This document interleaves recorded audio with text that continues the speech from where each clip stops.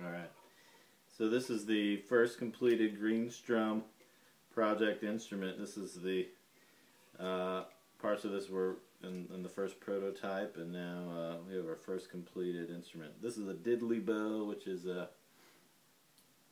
pretty much goes back to African American slave communities. Pretty much it's where we trace the diddly bow back to, and that's where Bo Diddley got his name in a dyslexic manner.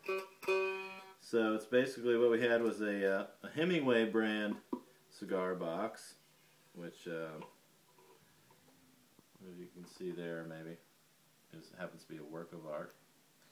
And then we didn't like how the lid on the cigar box kept my action too far away, so I took an Upman cigar box and very roughly just cut out the top of that. And it goes over the edges, but it doesn't really matter. You know, we glued that down. After taking this table leg and just slicing, I used jigsaw and a rasp and just kind of sliced into it so I can get this top to lay flat. Added some grommets, courtesy of Kelly, and a banjo peg from the Broken Banjo, from Daddy's Broken Banjo. Many of you know I played a banjo that was about 30 years old that my father put together from a kit when I was young, and recently it got decapitated.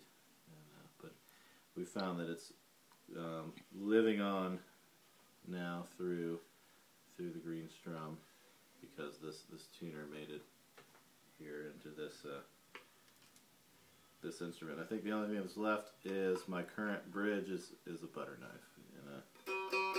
Kind of like it. It gives a little metallic sound, and when I'm not using it, I can drop it, loosen the string, and have no tension on there, because I don't think that this table leg's going to last for long. It seems like some fairly hard wood, but I don't think it'll last for long before it'll start warping. And this is just an old guitar string I had. It was actually a broken string, but it was long enough for the short scale.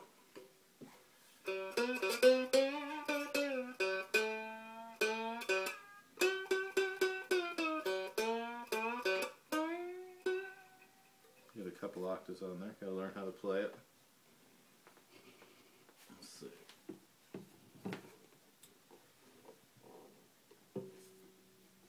Instrument number 2 just started this evening, and this is going to be a ukulele. This is another cigar box instrument, Hoya de Monterrey de Jose Janeiro, something like that. So what we did is we acquired a plank of, this is red oak actually. Looking for poplar, found a plank of red oak. It's looking for 2 by 1. I think we ended up with 1.5 by 3/4. But took that, and this is a work in progress. I can show you what's happening here. We cut some spots for the actual plank to fit in, and tried to keep them pretty snug.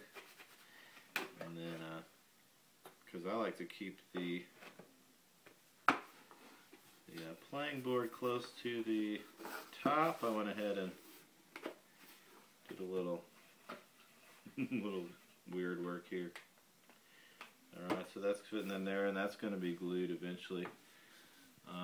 Shaved a little up here to make a headstock and have room for these tuners. So again, we have a lot of history going on here, because these are the original tuners from my original 30s Gibson mandolin that I used to play back in the day. They kind of gave out. They weren't functioning on a professional level, so I had to replace them, but I kept them all these years, so this adds to the collectible value. This ukulele is probably worth more now than a guitar you could buy at Target.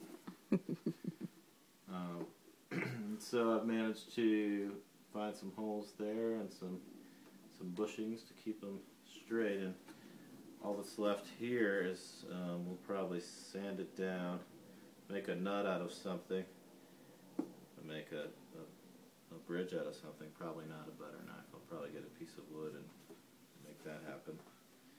Drill some holes back here, and gotta find some ukulele strings or something like it. So if anybody out there has some ukulele strings they want to toss in, you know, feel free to throw them our way. And then we'll glue that down and start rocking. I might even sand this and make it a little more rounder. And then we'll figure out a way to make some frets. We're thinking about using some nails.